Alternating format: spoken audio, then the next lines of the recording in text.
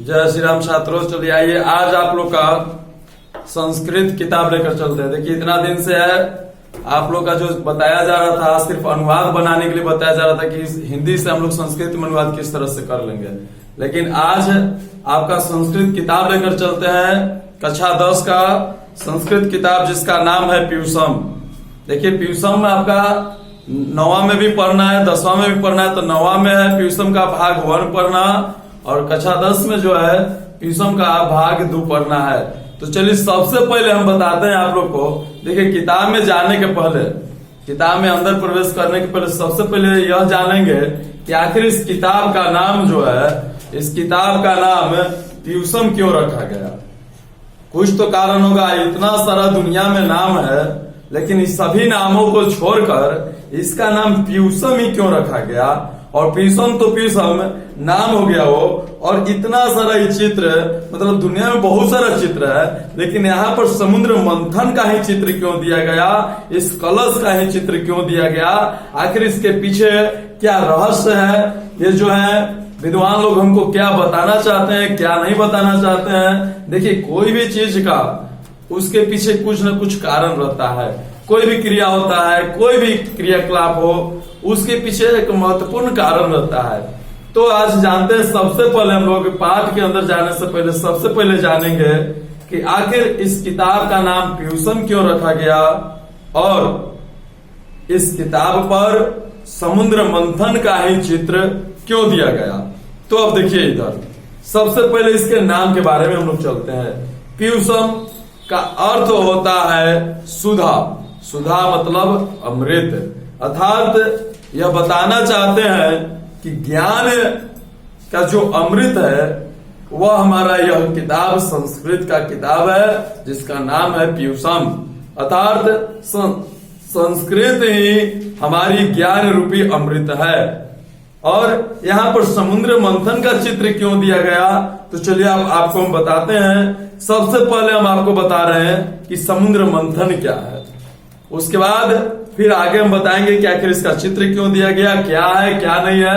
तो सबसे पहले देखिए समुद्र मंथन। समुद्र मंथन आखिर क्यों हुआ, क्या मतलब होता है, क्या नहीं। बहुत सारे हमारे बच्चे ऐसा है जो आज तक समुद्र मंथन के नामों नहीं सुने होंगे, उनको यह जानकारी नहीं होता है कि आखिर ये है क्या वास्तव में ऐसा हुआ था, क्या नहीं हुआ था। तो आपको चलिए थोड़ा सा हम अपने इतिहास के बारे में बताते हैं। जब प्राचीन युग में बताया जा रहा है कि जब प्राचीन युग में देव और असुरों के बीच, देव और असुरों के बीच जब युद्ध होता था, तो कुछ देवलोक के भी सैनिक मारे जाते थे और असुर लोग के भी सैनिक मारे जाते थे। उस समय देवलोग अमर नहीं हुआ करते थे, तो असुर लोग के जो सैनिक मारे जाते थे, तो जो असुरों के जो गुरु थे शुक्राचार्य, वो जो थे ना मृत संजीवनी की विद्या प्राप्त किए हुए थे। अर्थात जितने भी लोग मर जाते थे उनके तरफ के, उनको वह पुनः जीवित कर देते थे। और ऐसा स्थिति हो गया था कि दिन प्रतिदिन देव लोगों की संख्या घटते जा रही थी, इनकी सैनिकों की संख्या घटते जा रही थी, और असुरों की संख्या जैसे है वैसे ही रहती थी, और तो और बढ़ते ही जाती थी। जब ये लोग देखे तो इनको चिंता हो गया, और वे लोग सभी चले गए भगवान श्री हरि के पास, और उनके पास जाकर अपना राय विमर्श रखते हैं कि आखिर क्या किया जाए। तो भगवान श्री हरि बताते हैं कि समुद्र मंथन करो, जिसके फल स्वरूप तुमको जो है एक अमृत का कलश प्राप्त होगा, और अमृत पान करने से हम लोग अमर हो जाएंगे। तब ये लोग भगवान श्री हरि के कहने पर अमृत के कलश प्राप्त करने के लिए ये लोग चले गए समुद्र मंथन करने। समुद्र मंथन करने वक्त इन लोगों को जो है समुद्र मंथन किए जब कर रहे थे तो अकेले नहीं हो पा रहा था, तो असुर लोग की भी सहायता लिए थे। तो देखिए जब समुद्र मंथन ये लोग कर रहे थे, तो सर्वप्रथम उसमें से बहुत सारा, मतलब अमृत नहीं प्राप्त हुआ, विष प्राप्त हुआ, जिसको हलाल वृष कहा जाता है। वृष प्राप्त हुआ, ठीक है। विष प्राप्त होने के बाद उसमें से हाथी निकल रहा है, घोड़ा निकल रहा है, क्या निकल रहा है, मतलब बहुत सारे वस्तुएं निकली, लेकिन फिर भी अमृत अभी नहीं मिला था। तो फिर भी ये लोग जो है ना प्रयत्न करना नहीं छोड़े। देखिए, गए थे अमृत प्राप्त करने के लिए, लेकिन सर्वप्रथम सबसे पहले क्या मिल गया? विष मिल गया। तो विष मिल गया तो ये लोग धैर्य अपना नहीं खोए, अंदर से विश्वास नहीं हटाए, अंदर से विश्वास रखे होते कि हम लोग अमृत प्राप्त करेंगे तो करेंगे, चाहे कुछ भी। देखिए, अमृत प्राप्त करने के बीच में इनके मार्ग में बहुत सारी बाधाएं आई। विष, सबसे पहले विष आया, ताकि दूसरा कोई रहता तो छोड़ के चला जाता कि इसमें अमृत कुछ नहीं है, इसमें सिर्फ विष है। लेकिन ये लोग धैर्य के साथ कार्य करते रहे और अंततः इनको अमृत रूपी कलश प्राप्त हुआ। अंत में जाकर इनको अमृत रूपी कलश प्राप्त हुआ, जिस अमृत को पान करके यह मृत्यु नाम के चीज को खत्म कर दिए। उसी प्रकार यहाँ पर चित्र दिया हुआ है।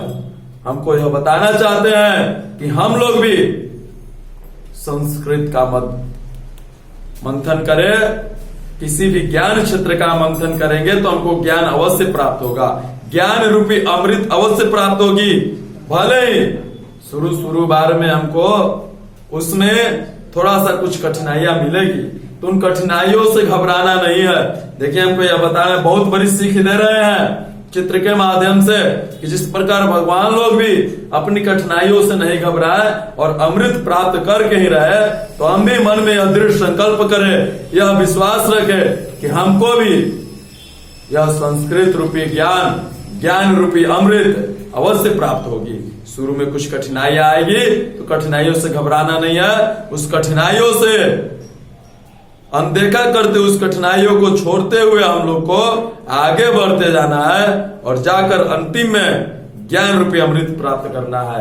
और जैसे ही हम लोग ज्ञान रूपी अमृत प्राप्त कर लेंगे तो हमारे अंदर जो बुद्धिहीन नामक जीव है, हमारे अंदर जो अज्ञानता है, वह खत्म हो जाएगी और हम लोग ज्ञान रूपी के नाम से अमर हो जाएंगे।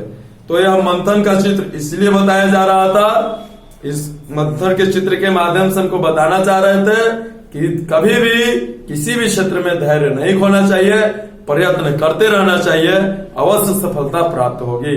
तो अब हम लोग इस किताब के चित्र के बारे में, किताब के नाम के बारे में जान गए। अब आइए हम लोग जो है इस किताब के बारे में जान गए। अब आते हैं हम लोग पहला पाठ में, मंगलम पाठ में। तो मंगलम पाठ में हम लोग जो है अगले क्लास में ही पढ़ेंगे, ठीक है। इसमें सिर्फ हम लोग किताब के बारे में रहस्य जाने और मंगलम पाठ के बारे में अगला क्लास में पढ़ेंगे। तब तक के लिए जय श्री राम।